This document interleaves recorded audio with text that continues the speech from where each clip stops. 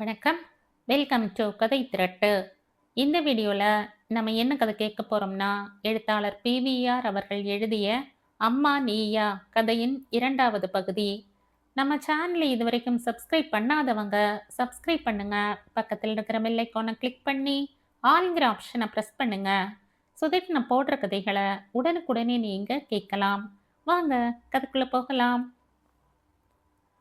மாதங்கி தன் அம்மாவின் தாம்பத்திய வாழ்க்கை பற்றிய சிந்தனையில் லயித்து போனாள். கல்யாண போட்டோ நிச்சயமாக எடுத்திருப்பார்கள். ஆனால் இரு வீட்டாரும் சுவரில் தொங்கவிட அனுமதித்திருக்க மாட்டார்கள். அம்மா அப்பா சேர்ந்து எடுத்துக்கொண்ட போட்டோக்கள் பல வீட்டில் இருக்கின்றன. ஆனால் ஒன்று கூட கல்யாண போட்டோவாகப்படவில்லை. அம்மாவை இந்த வீட்டில் அங்கீகரிக்காததன் காரணம் என்னவாக இருக்க முடியும்? அம்மா ஏற்கனவே திருமணமாகி விவாகரத்து வாங்கியவளா? அல்லது கல்யாணமாகி சில மாதங்களில் அல்லது நாட்களில் மஞ்சள் குங்குமம் இழந்தவளா? இந்த 2 காரணங்களை தவிர வேறு எந்த காரணமும் இருக்க முடியாது. இந்த வீட்டுக்காரர்கள் அம்மாவை ஏற்றுக்கொள்ளாமல் இருக்க. அப்பா ஒரு உன்னதமான கௌரவமான குடும்பத்தில் பிறந்தவர். ஆனாலும் அவரை அம்மா வீட்டுக்காரர்கள் நிராகரித்திருக்கிறார்கள். இல்லாவிடில் அப்பா அம்மாவின் பிறந்த வீட்டுக்கு போய் வந்து கொண்டிருப்பாரே. விசாலி பாட்டியும் மாப்பிள்ளை வீட்டுக்கு அடிக்கடி வருவாளே. ஏன் அப்பா அவர்களுக்கு ஒரு பெரும் வியாதிக்காரனாகப்பட்டார்? ஏற்கனவே அப்பா வேறு எந்த பெண்ணுடனாவது தொடர்பு வைத்து கொண்டிருந்தாரா? அந்த பெண்ணை அப்பா அலங்கோலப்படுத்தி விட்டாரா?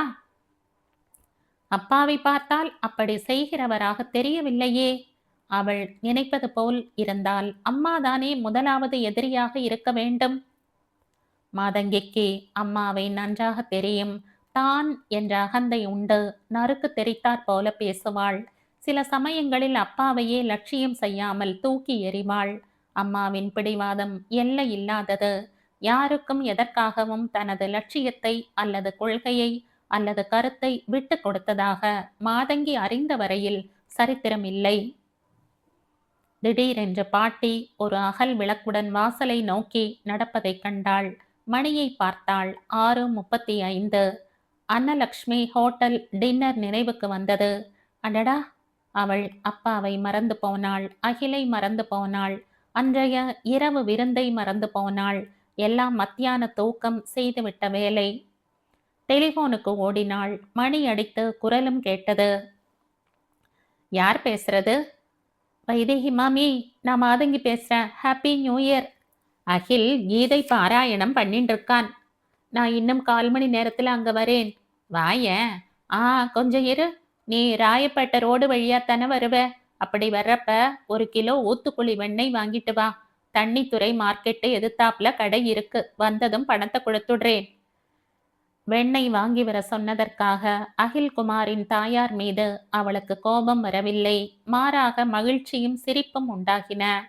பாட்டி, நான் போயிட்டு வரேன். எங்கடி மாதி? அந்த பாட்டி வீட்டுக்கு தானே? இல்ல, அகில் வீட்டுக்கு. அங்கிருந்து 2 பேருமா என் வீட்டுக்கு. அப்புறம் அப்பா, நான், அகில் 3 பேருமா ஹோட்டலுக்கு.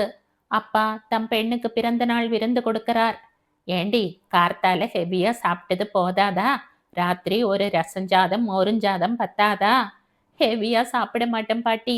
உங்க ராஜாத்தி எவ்வளவு சாப்பிட்டாலும் இப்படியே ஒத்த நாடியாத்தான் இருப்பா பாட்டி. ஹா, நான் போனப்புறம் அப்பா ஃபோன் பண்ணா அகிலும் நானும் 8 மணிக்குள்ள பெசன் நகர்ல இருப்போம்னு சொல்லுங்கோ. சரிடி, மறுபடியும் எப்ப வருவ? நினைச்சா வருவேன். அடிக்கடி இந்த கிழத்தை நினை. பிருந்தாவனம் தெருவில் உள்ளடங்கி நின்ற சிறு வீட்டின் முன் மாதங்கி ஸ்கூட்டரை நிறுத்தினாள். என்றும் போல அன்றும் இந்த வீட்டுக்கு என்ன வயது இருக்கும் என்ற கேள்வி பிறந்தது. இந்த நூற்றாண்டு பிறந்த காலத்தில் தன் அப்பாவின் தாத்தா கட்டினார் என்று அகில் அவள் கேட்ட போதெல்லாம் பதில் சொல்வான். நான் நம்ப மாட்டேன். உங்க அப்பாவின் தாத்தாவுக்கு தாத்தாவின் அப்பா ராபர்ட் கிளைவ் கிட்ட வேலை பார்த்தபோது கிளைவ் கட்டி கொடுத்தான் என்பாள் அவள். கதவை தட்டினாள். கதவின் மேம்பாதையில் துரு ஏறின இரும்பு கம்பி அழிகள்.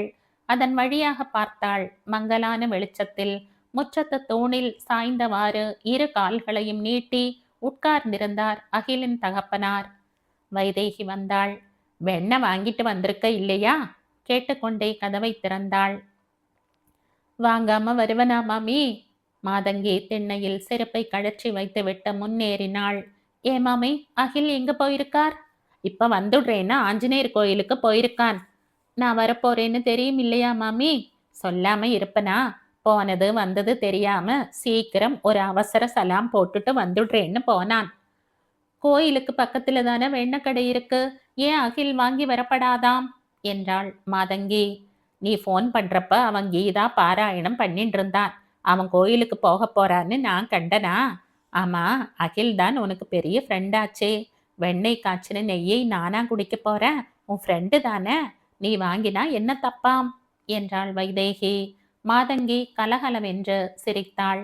பணத்தை கொடுக்க வந்த அகிலின் தந்தையிடம் மாதங்கி, மாமா, ஒரு சின்ன ரிக்வெஸ்ட் என்றாள். என்னம்மா? என்றார் அகிலின் தகப்பனார். வாசல்ல தொங்குற உங்க நேம் போர்டு உளுத்து போயாச்சு. எஸ்.ஆர். பலராம சர்மாங்கிற பெயர் எஸ் ஆல ராம சமானி இருக்கு. ஆள் பாதி ஆடை பாதி. உங்களுக்கு பகட்டும் படாட்டோபமும் பிடிக்காம இருக்கலாம். ஆனா நீங்க ஒரு ஸ்காலர், அதுவும் சமஸ்கிருதத்துல டாக்டரேட் வாங்கினவர். ஜெர்மனிக்கு மட்டுமே வருஷத்துக்கு 2 தடவை போறவர். உங்களை தெரியாத நாடு இல்ல. இந்த பழைய பன்னாசு வீட்டை இடிச்சு புதுசா கட்டுங்கோன்னு நான் சொல்லல. அப்படி சொல்றது தப்பு. Doctor S R. பலராம சர்மான்னு அழகா ஒரு புது போர்டுல எழுதி கீழே சம்ஸ்கிருத ப்ரொஃபஸர்னு போடலாம் இல்லையா? என்றாள் மாதங்கி. போர்டு நன்னா இல்லைன்னா எடுத்து விடுறேன் மாதங்கி. ஆனா புதுசு வேண்டாம். நான் ஒரு சுட்ட குழாய். தோ அகில் வர்றான். மாதங்கி வாசற்பக்கம் பார்த்தாள். வேட்டி, முழுக்கை சட்டை, நெற்றி நிறைய சந்தனமும் குங்குமமுமாய் அகில்குமார் முன்னேறி வந்தான். அவனுடைய சாந்தமான பொலிவு முகம் மாதங்கியை இறங்க வைத்தது. ஏண்டா, இதுதான் இப்ப வந்துடுறேன்னு போனதா? மாதங்கி அப்பவே வந்துட்டா. முதல்ல எல்லாரும் பிரசாதத்தை வாங்கி கொள்ளுங்கோ. அம்மா, மாதங்கிக்கு என்ன உபச்சாரம் பண்ண? ரெண்டும் கெட்டான் வேலையிடா. பழம் கொடேன். அகில், சீக்கிரம் ட்ரெஸ் பண்ணிட்டு வாங்கோ. அப்பா காத்துட்டு இருப்பார். 8 மணி வரைக்கும் என்னால் அசைய முடியாது என்றான் அகில். மாதங்கி கலங்கி போனாள். இப்போது என்ன செய்வது? 7:45 மணிக்கு போன் மணி அடித்தது. 1972 ஏப்ரல் ஊட்டி செமினார் அமோக வெற்றியில் முடிந்தது.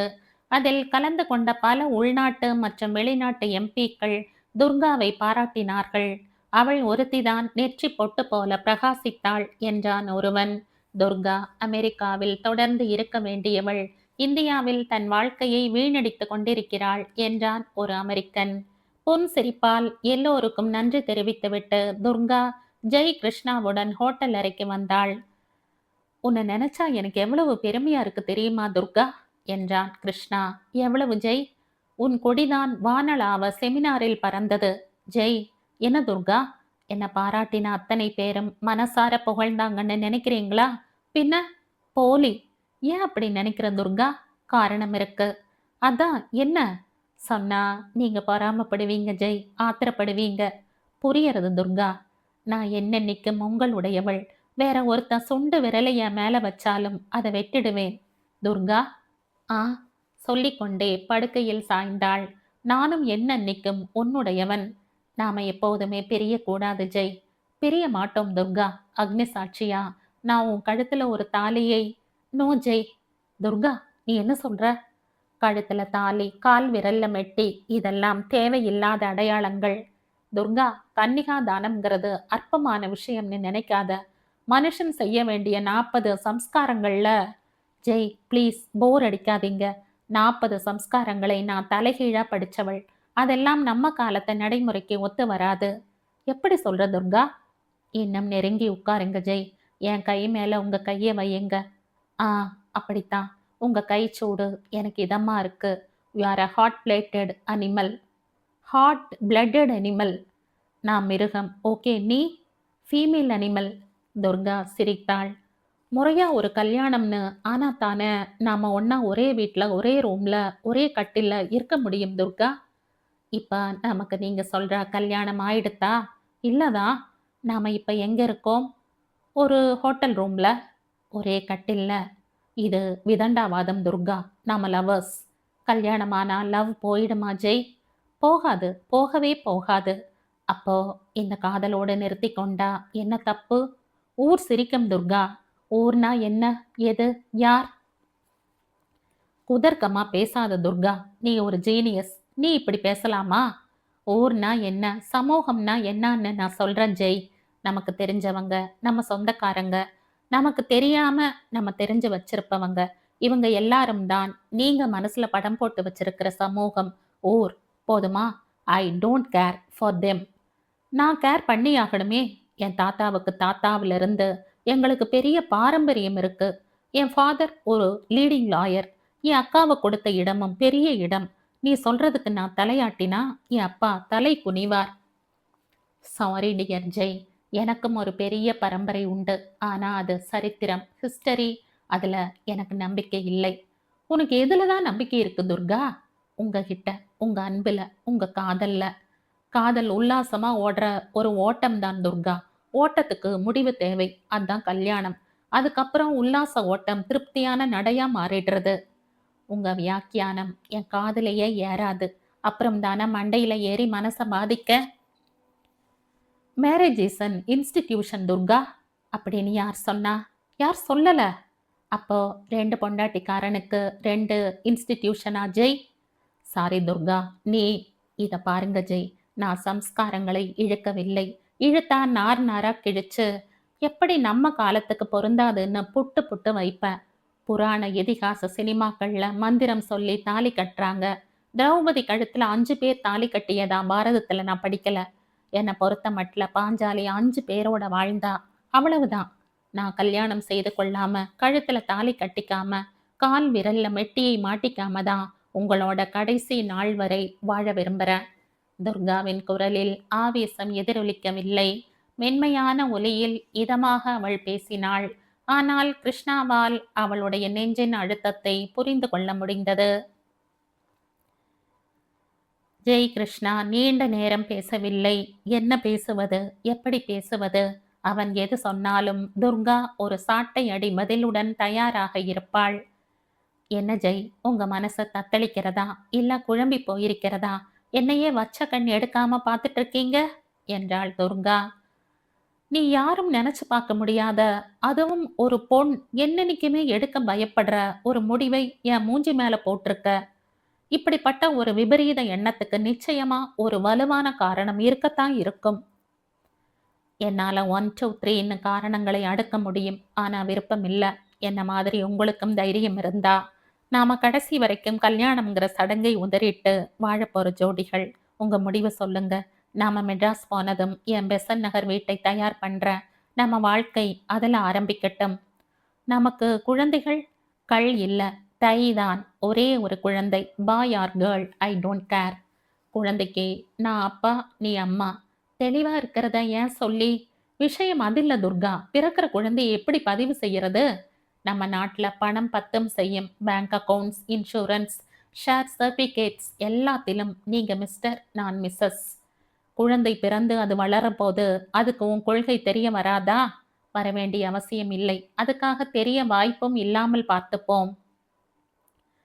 எனக்கு உன் கொள்கையும் சரி, திட்டமும் சரி பிடிக்கவே இல்லை. No problem Jai. என்ன சொல்ற துர்கா? உங்க மனசுக்கு விரோதமா நான் செயல்பட மாட்டேன். தேங்க்யூ துர்கா. நாம பிரிஞ்சு போயிடலாம்.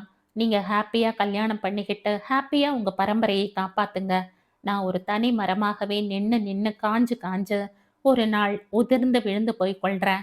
இப்போ தயவு பண்ணி என் தோள் மேல இருக்கிற உங்க கையை எடுங்க. இப்பவே நான் புறப்பட்டு போறேன். எங்க துர்கா? தனி மரமா நிக்க. ஒன்னு சொல்றேன் ஜெய், உங்களை நான் அளவுக்கு மீறி விரும்பிட்டேன். அதிகமா காதலிச்சிட்டேன்.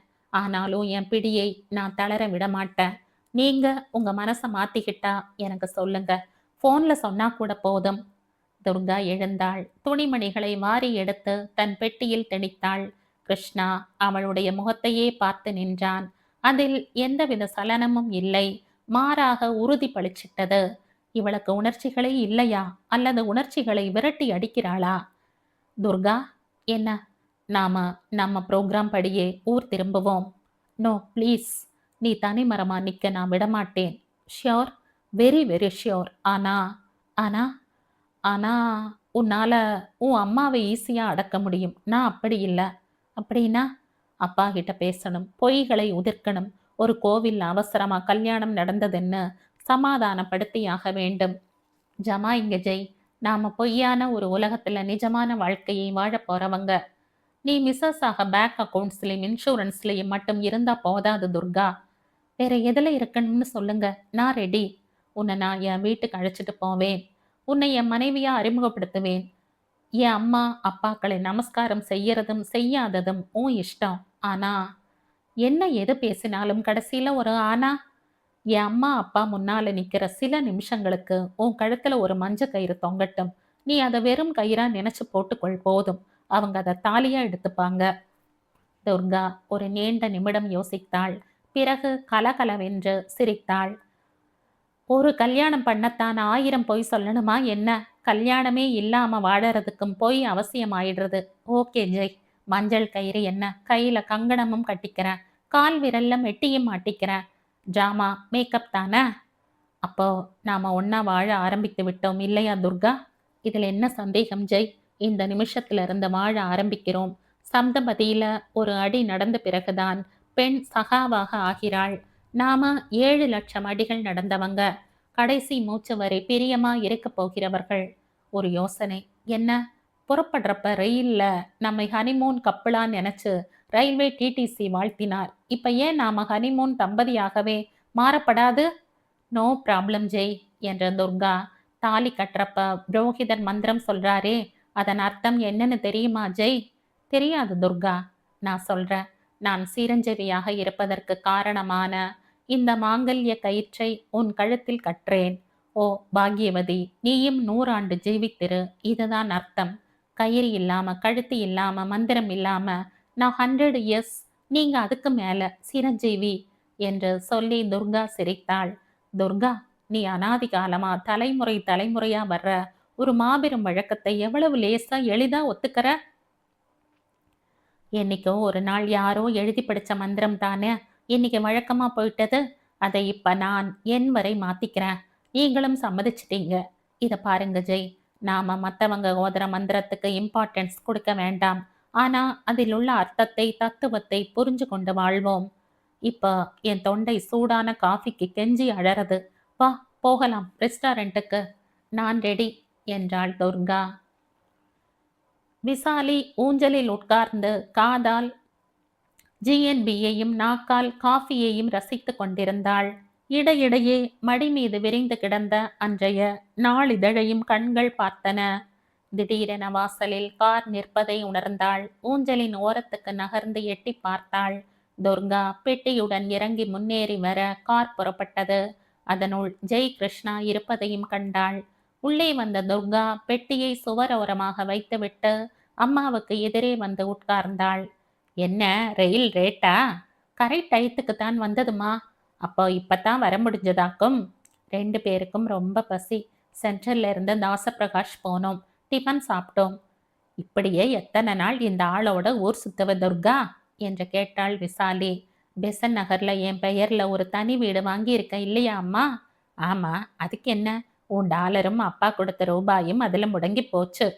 2-3 நாள்ல நானும் உனக்கு கண்டாலே பிடிக்காத ஜெய் கிருஷ்ணாவும் அந்த வீட்டுல முடங்க போறோம். சாரி, வாழப் போறோம். என்னடி சொன்ன? ஒரு வாட்டி சொன்னாலே உனக்கு போதுமே அம்மா. அப்பா ஃபோன் பண்ணா அவர்கிட்டயும் விஷயத்த சொல்லிடு. என்னடி துர்கா, நாளைக்கு ஆபீஸ் விஷயமா பெங்களூர் போறேன்னு சொல்ற மாதிரி ரொம்ப விட்டேத்தியா சொல்ற? என்னைக்கும் எனக்குள்ள முடிவான விஷயம். முந்தா நாள்தான் ஜெய்யும் சம்மதிச்சார். முதல்ல ஒரு கல்யாணத்தை பண்ணிட்டு தொலை. அவசியம் இல்லம்மா. எதடி அவசியம் இல்லை?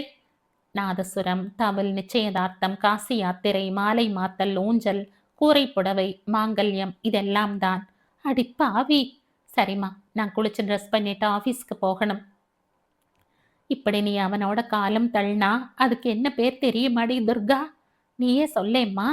அவன் உன்னை வச்சிட்டு இருக்கான்னு அர்த்தம். நீ ஒரு பாதியைத்தானே அம்மா சொன்ன. இன்னொரு பாதி என்னடி? நான் அவரை வச்சிட்டு இருக்கேன்.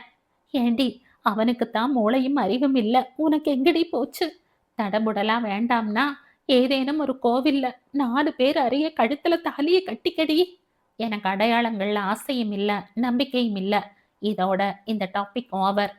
சொல்லிவிட்டு துர்கா எழுந்தாள். திமிர் பிடிச்ச கழுதைகள். விசாலி உருமினாள்.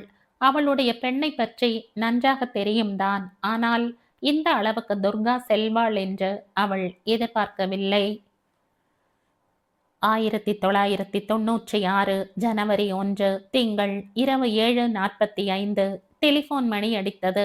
அகில் எடுப்பான் என்று பலராம சர்மா அசையாமல் இருந்தார். கோயில் பிரசாதத்தை பூஜை அறையில் வைக்க அகில்குமார் நகர்ந்து கொண்டிருந்தான். வைதேகியால் பொறுத்து கொள்ள முடியவில்லை. எப்ப யாருக்குத்தான் போன் வரட்டுமே, நான் தான் எடுக்கணும். போனை எடுத்தாள். யார் பேசுறது? கொஞ்சம் இருங்கோ. மாதங்கி, உனக்குத்தான் போன். இந்தா. அப்பாவாக இருக்கும். ஆம்பளை குரல் இல்ல. அப்பா பாட்டிதான். உன் பாட்டி குரல் எனக்கு தெரியும். மாதங்கி ரிசீவரை எடுத்தாள்.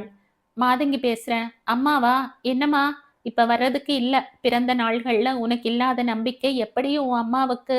அதான் விசாலி பாட்டிக்கு எப்படி புதுசா இந்த வருஷம் வந்ததாம். சரி, நாளைக்கு அவகிட்டவே கேட்டுக்கிறேன். நான், அப்பா, அகில், குமார் 3 பேரும் அன்னலட்சுமிக்கு போறதா இருக்கோம். சரி, வேற ஒண்ணும் இல்லையே, போன வச்சுடுறேன். யாரு? உன் அம்மா தானே என்று வைதேகி கேட்டாள். ஆமா மாமி. சொல்றேன்னு தப்பா எடுத்துக்காத.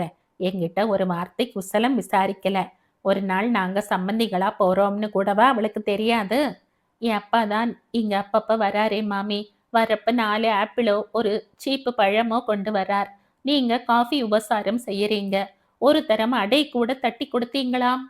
ஏமா மாதங்கி, நான் யாரை பத்தி விமர்சனம் செய்தேன்னு இப்படி மழையா கொட்டுற? ஒரு நாள் என் அம்மா வருவா மாமி. தன் தாயாரை பற்றி மாதங்கிக்கே பல குறைகள் இருப்பது தெரிந்தாலும், பிறர் மென்மையாக குத்தி காட்டினாலும் சுரீர் என்று மனதை தைக்கிறது. ஒரு பயமும் திடீரென தாக்கியது. அவளுடைய கல்யாணத்துக்கு அம்மா முட்டுக்கட்டையாக வாய்த்து விடுவாளோ? என்னம்மா யோசிக்கிற என்று வைதேகி கேட்டாள். ஒண்ணுமில்ல மாமி. ஆமாம், அகில் எங்க? நீ போன்ல பேசிட்டு இருக்கப்பவே ஸ்கூட்டர்ல போயிட்டானே. எப்ப வருவார்? 8, 8:15. 8 மணி வரை என்னால அசைய முடியாதுன்னாரே நான் டின்னருக்கு அழைச்சப்ப. அவனோட கம்பெனி எம்டி 7:45 இங்க வர்றதா சொல்லி இருந்தார். வரல. இவன் 8 மணிக்கு ஜிஎம்ஐ வாழ்த்திட்டு வர்றதா சொல்லிட்டு போயிருக்கான். ஜிஎம் ரொம்ப பக்கத்துல எதிர்த்தாப்புல இருக்கிற பீமசேனா கார்டன்ஸ்ல தான் இருக்கார். இப்ப வந்துடுவான். எல்லா பிளானும் கோவிந்தா மாமி. நான் அப்பா கிட்ட போன்ல தகவல் கொடுத்துடுறேன் நாங்க வரலேன்னு. அது தப்பு. நீயும் அகிலும் இங்கிருந்து அன்னலட்சுமிக்கு ஆட்டோவில் போங்கோ. 10 நிமிஷம்தான் ஆகும். உன் அப்பா நேரா அங்க கார்ல வரட்டும். இதுவும் நல்ல யோசனை சொன்ன மாதங்கி பெசன் நகருக்கு போன் செய்த விஷயத்தை சொன்னாள். அப்பா என்ன சொல்றார்? அப்பாவுக்கு தலைவலி, லேசா ஜுரமும் இருக்கு. சரி, நீ ஒரு 10 நிமிஷம் மாமா கிட்ட பேசிட்டு உள்ள கொஞ்சம் காரியம் இருக்கு. ஒரு நிமிஷம் மாமி. என்ன மாதங்கி? எனக்கு இன்னைய ராத்திரி சாப்பாடு உங்க வீட்டுல தான். இத நானே அப்புறம் சொல்லலாம்னு இருந்தேன். அதுக்காகத்தான் இப்ப உள்ள போறேன். நானும் ஹெல்ப் பண்றேனே. மூச்சு விடப்படாது. நீ மாமா கிட்ட அவருடைய பூர்வீகத்தை பத்தி கேளு. பாராயணமே பண்ணிடுவார். அகில் வந்தா அவனும் கலந்துப்பான். Doctor S R. பலராம சர்மா இன்னும் புத்தகத்தில் ஆழ்ந்திருந்தார். மாதங்கி அருகே வருவதை உணர்ந்ததும் கண்ணை மூடினார். உட்காருமா. Professor sir. சர்மா இடைமறித்தார். வீட்டில் நான் அது இல்லை, மாமான்னு கூப்பிடு. சரி மாமா. இப்ப கேட்க வந்தது கேளு. நீங்க உங்க பூர்வீகத்தை உற்சாகத்தோடு சொல்வீங்கன்னு மாமி சொன்னா. இதை அவளும் சொல்வாளே. நாங்க 2 பேரும் ஒரே கிராமத்தை சேர்ந்தவங்க தானே. வைதேகி என் அத்தை பெண். இது தெரியும் மாமா. பாலக்காடு தெரியும் இல்லையா? முன்னொரு காலத்துல பாலக்காட்டு ராஜா சேகரவர்மா ஒரு மலைஜாதி பொண்ணோட அழகுல மயங்கி கல்யாணம் பண்ணிக்க துடிச்சான். நம்பூதிரிகள் கூடாதுன்னாங்க. ஆனா கல்யாணம் நடந்தது. அந்த மலைஜாதி பொண்ணுக்கு நம்பூதிரிகள் மேல ஏகப்பட்ட ஆத்திரம். ஊரை விட்டே வெளியேற்றினான். சேகரவர்மாவால தடுக்க முடியல. பூஜை, ஹோமம், கோயில் இதுகளுக்கெல்லாம் பிராமணன் வேண்டி இருந்தது. என்ன செய்ய என்று நிறுத்தினார் சர்மா. திடீரென்ற வாசலில் ஸ்கூட்டர் சத்தம் கேட்டது. இருந்த இடத்தில் இருந்தே மாதங்கி பார்த்தாள். அகில் குமார். அகில் வந்தாச்சு. வாசல் வரை வந்தவன் உள்ளே வராமலாயிருப்பான். கேளு, எங்க நிறுத்தினேன்? பூஜை, ஹோமம், கோயில் இதுகளுக்கெல்லாம் பிராமணன் வேண்டி இருந்தது. ரொம்ப சிரமப்பட்டு வேதம் படிச்ச பிராமணர்களுக்கு நிறைய சன்மானம் கொடுத்து கும்பகோணத்திலிருந்து அழைச்சிட்டு வந்தான். உள்ளே பிரவேசித்த அகில்குமார். என்ன மாதிரி அப்பா கதை சொல்றாரா என்று கேட்டு சிரித்தான். நான் சொல்றது கதை இல்லைன்னு அகிலுக்கே தெரியுமா. வந்தவங்க குடும்பங்களோடு குடியேறினாங்க. ராஜா நிலம், பசுமாடு, ஓலை வீடுகள்னு எல்லா சௌகரியமும் பண்ணி கொடுத்தான். அவங்களும் நன்றியை மறக்காம தாங்கள் இருந்த இடத்துக்கு ராஜா பேரையே வச்சாங்க. அதான் சேகரிபுரம். 500 வருஷத்துக்கு மேல அறது மாதி என்ற அகில். தலைமுறை தலைமுறையா வேதம் படிச்சவங்க வம்சத்துல தான் நான் அவதாரம் எடுத்திருக்கேன். அப்பா 3 வேதங்களை தலைகீழா படிச்சவர். ஆனா நான் கம்ப்யூட்டர் என்ஜினியர் என்றான். வேதங்களை யார் எழுதினாங்க மாமா? ராமாயணத்தை வால்மீகி எழுதினார்னு சொல்ற மாதிரி சொல்ற முடியாது மாதங்கி. பல ரிஷிகள், ஞானிகள் அவங்க வாயால சொன்னதை காதால கேட்டு கேட்டு நிலைச்சு நின்னுட்டது. வயக்காட்டுல பல பேர் பல வருஷமா நடந்து நடந்து ஒத்தையடி பாதை நிலைச்சு நிக்கிற மாதிரி என்றாள் மாதங்கி. ரொம்ப அழகா சொன்ன. இத நான் ஒரிஜினலா சொல்லல மாமா. காஞ்சி பெரியவர் வேதத்தை யார் எழுதினாங்கன்னு ஒரு ஜெர்மன் எழுத்தாளர் பேர் ஆர்தர் கீஸ்லர் கேட்டப்ப சொன்ன பதில். பரவாயில்லையே, எல்லாம் படிச்சு நினைவிலையும் வச்சிருக்கையே. ஆமாம், போன தடவை வந்தப்ப பாரதிய வித்யா பவன்ல சம்ஸ்கிருதம் படிச்சுட்டு இருக்கிறதா சொன்னேன் இல்லையா? ஆமா, ஒரு வருஷமா அங்கதான் நான் அகிலை மீட் பண்ணேன். நடைமுறைக்கு ஒத்து வராத மொழியினாலும் அறிவு வளரவும் வாழ்க்கையை புரிஞ்சுக்கவும் தமிழ் மாதிரி சம்ஸ்கிருதமும் அவசியம்னு எனக்கு படுறது. திடீரென வைதேகி பிரவேசித்தாள். ஏதோ அவசியமோ இல்லையோ, வயத்துக்கு தீனி அவசியம். எல்லாரும் சாப்பிட வாங்கோ, மணி 8:30. அம்மா, மாதங்கிக்கு இன்னைக்கு பிறந்த நாள், பாயசம் வைக்கப்படாதா என்றான் அகில். எனக்கும் தெரியும்டா, ரவா கேசரி பண்ணி இருக்கேன். ஊத்துக்குழி வெண்ணெயிலிருந்து கொஞ்சம் எடுத்து தனியா காய்ச்சி ஜமாச்சிருக்கேன், வாங்கோ. எல்லோரும் சாப்பிட உட்கார்ந்தார்கள். எங்களுக்காக இல்லேனாலும் உனக்காகவாவது ஒரு டைனிங் டேபிள் வாங்கணும் மாதங்கி என்றாள் வைதேகி. அவசியமே இல்ல மாமி. பாட்டி தாத்தா தரையில உட்கார்ந்துதான் சாப்பிடுவாங்க. நானும் அங்க அப்படித்தான். என்னைக்கு உன் அம்மா அப்பா பேச வரப்போறாங்க? தெரியாது மாமி. உனக்கு ஜாதகமே ரொம்ப நாளைக்கு கணிக்கலேன்னு உன் பாட்டி சொன்னா. தாத்தா தான் காவிச்சேரி சுப்பிரமணிய சாஸ்திரிகள் கிட்ட போய் கணிச்சிட்டு வந்தாராம் என்றார் சர்மா. ஜாதகத்துல என்ன இருக்கு மாமா? என்ன அப்படி சொல்லிட்டனே? வெளியே நாத்திகம் பேசிட்டு ரகசியமா ஜோசியன்ட்ட போறவங்க எத்தனை பேர் தெரியுமா? அது கிடக்கட்டும். உங்க 2 பேர் ஜாதகங்களையும் நானே ஒப்பிட்டு பார்த்தேன். சம சப்தமம். அப்படின்னா உன் ஜாதகத்துல சந்திரன் ஒரு இடத்துல இருந்து அதுக்கு 7ஆம் இடத்துல அகில் ஜாதகத்து சந்திரன் இருந்தா சம சப்தமம்னு அர்த்தம். கணவன் மனைவி அந்யோன்யமா கருத்து வேறுபாடு இல்லாம இருப்பாங்க. சர்மா சொல்ல சொல்ல மாதங்கி கண்முன் அம்மா அப்பா நின்றார்கள். என்னதான் காதலித்து கல்யாணம் செய்து கொண்டிருந்தாலும் என்றைக்கு வாக்குவாதம் இல்லாமல், ஏட்டிக்கு போட்டி இல்லாமல் அவர்களுக்கு நாள் பிறந்து முடிந்திருக்கிறது. நானும் ஜோசியம் கத்துக்க போறேன் என்றாள் அவள். அவள் விடை பெற்று செல்கையில் வைதேகி ஒரு வெள்ளி தட்டை நீட்டினாள். அதில் பூ, பழம், வெற்றிலை பாக்கு மற்றும் ஒரு சோழித்துண்டு இருந்தது. ஒரு அன்பளிப்பு பொட்டலமும் இருந்தது. பெசன் நகரை அடைந்த போது மணி 9:30. பொட்டலத்தில் என்ன இருக்கிறது? அவள் பிரித்து பார்க்க தயாராகவும் அம்மா துர்கா அவள் அறையினுள் பிரவேசிக்கவும் சரியாக இருந்தது. 1972 மே 3. ஜெய் கிருஷ்ணா ஊட்டியில் இருந்து திரும்பி வந்து சில நாட்களாகியும் அம்மாவிடம் தனியாகவோ அப்பா அம்மா இருவர் முன்னிலையிலோ தானும் துர்காவும் சேர்ந்து வாழப்போவது பற்றி கூறவில்லை. எப்படி ஆரம்பிப்பது? ஏன் இப்படி ஒரு அவசர கல்யாணத்தை ஏதோ ஒரு கோயிலில் நடத்தி கொள்ள நேர்ந்தது என்ற கேள்வி எழுந்தால் எப்படி சமாளிப்பது? என்னதான் எளிதாக துர்காவிடம் மார்தட்டி பேசினாலும் நேருக்கு நேர் பெற்றோரை சந்திக்க போதிய துணிவு வரவில்லை. மே மாதம் 3ஆம் தேதி அன்று திடீரென ஒரு யோசனை உதித்தது. அவனுடைய தங்கை கோமளியிடம் முதலில் சொன்னால் என்ன? அவள் நிச்சயமாக அவனுடைய தவிப்பை புரிந்து கொள்வாள். அவனும் துர்காவும் நெருங்கி பழகுவதை அவள் ஏற்கனவே அறிவாள். அன்று பிற்பகல் 3 மணிக்கு கோமளியின் வீட்டை அடைந்தான். அவனை பார்த்ததும் கோமளிக்கு மகிழ்ச்சியை விட ஆச்சரியம்தான் மேலிட்டது. என்னண்ணா இப்படி திடீர்னு? வா வா உட்காரு. உன் மாமியார் மாமனார்? மாமியார் மதுரை போயிருக்கா பெண்ணை பார்க்க. மாமனார் ஆபீஸ், அவர் டூர்ல. கோமளி, சொல்லுண்ணா. இப்போ உன் உதவி, தயவு, பரிவு எல்லாம் தேவைப்படுறது. நான் ஒரு சிக்கல்ல மாட்டி இருக்க, மனசு குழம்புறது. என்னண்ணா நீ? என்னால உன் பிரச்சனை தீரும்ங்கிற நம்பிக்கையோட நீ வந்திருக்கேன்னு நன்னா தெரிகிறது. என்ன சிக்கல்? என்ன குழப்பம்?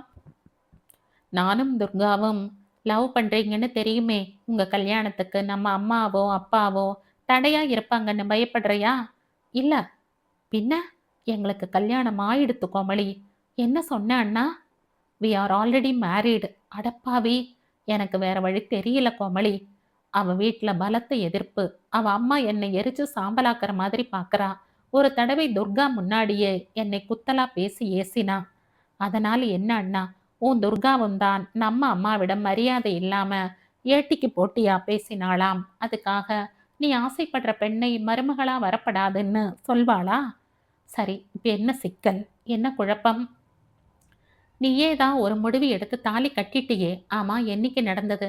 கோயிலா இல்ல ரெஜிஸ்டர் ஆபீஸா? கோயில் ஊட்டியில ஒரு முருகன் போன ஞாயிற்றுக்கிழமை. இன்னும் அம்மாவுக்கு தெரியாது இல்லையா? உனக்கு மட்டும்தான் தெரியும். நீ நீ நான் நான் என்ன செய்யணும்? நீ போன ஞாயிற்றுக்கிழமை ஏதோ ஒரு கோயில்ல கட்டின தாலிக்கு இப்ப நான் பின் தாலி முடியணுமா? கோமளி, நக்கலா பேசாத. சரி, நீ லவ் மேரேஜ் பண்ணிண்டாச்சு. நான் என்ன செய்யணும் அண்ணா? எனக்கு அந்த துர்காவை பிடிக்கிறதோ இல்லையோ அது வேற விஷயம். அவ உன்னோட வாழப் போறவ. எனக்கு மன்னி உறவு. இப்ப நான் என்ன செய்யணும் சொல்லு? நாங்க 2 பேரும் பெசன்ட் நகர்ல தனி குடித்தனம் போறோம். துர்கா மாதிரி பொண்ணுன்னா அதுதான் சரியான வழி. நம்ம அம்மா ஒரு சாது.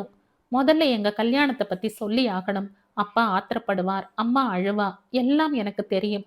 நீ நான் மட்டும் பாராட்டணுமாக்கும்? ஆமா, சின்னண்ணா ரவிட்ட கூட நீ சொல்லலையா? அதான் முதல்லயே சொன்னனே கோமளி, உங்கிட்ட தான். சரி, அம்மாவுக்கு ஃபோன் பண்றேன். கூடாது, கூடவே கூடாது. நீ இன்னைக்கு சாயங்காலம் வா, ஒரு 7 மணிக்கு. அப்பா கிளப்ல இருந்து திரும்பி இருப்பார். அம்மாவும் ஃப்ரீயா இருப்பா. ரவி இருந்தாலும் இல்லைனாலும் கவலை இல்ல. அம்மா அப்பாட்ட நான் என்ன சொல்லணும் அண்ணா? ஒரு குண்டை என் மேல நீ போட்ட மாதிரி நானும் போடணுமா? உனக்கு தான் பக்குவமா பேச தெரியுமே கோமளி. அப்பாவுக்கு நீ செல்லம். நீ விஷயத்த பகிரங்கப்படுத்துறப்ப அவருடைய 100 டிகிரி ஆத்திரம் 50ஆ குறையும். அம்மாவையும் உன்னால என்னை விட நன்னா சமாதானப்படுத்த முடியும். ப்ளீஸ் கோமளி, இன்னைக்கு சாயங்காலம் வர்றியா? வரேன். ரொம்ப தேங்க்ஸ் கோமளி. நீ இப்ப எங்க போற? இன்னும் 10, 15 நிமிஷத்துல நரேஷ் எழுந்துடுவான். அவனுக்கு பாலை கொடுத்துட்டு உன் கார்லயே வரேனே. இல்ல கோமளி, நான் ஆபீஸ்க்கு திரும்பி போயாகணும். அப்போ நான் எங்க கார்ல வந்து கொள்றேன். இந்த கதையின் தொடர்ச்சியை அடுத்த பதிவில் கேட்கலாம். நன்றி.